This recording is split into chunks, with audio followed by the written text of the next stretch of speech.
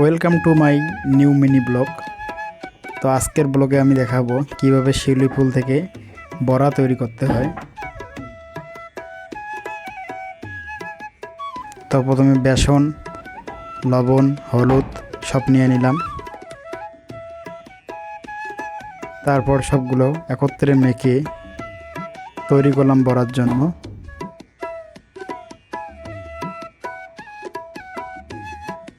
এবার সবগুলো তেলের মধ্যে দিলাম।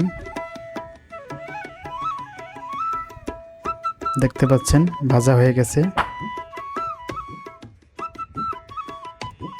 এবার সবগুলো উল্টে দিলাম। খুব সুন্দর একটা কালার চলে এসেছে। ভাজা শেষ, এবার নামিয়ে নেব। তো হয়ে গেল আমার শিউলি ফুলের বড়া। আপনারাও চাইলে বাড়িতে ট্রাই করতে পারেন। এটা খুব তেতো লাগবে কিন্তু অনেক উপকারী।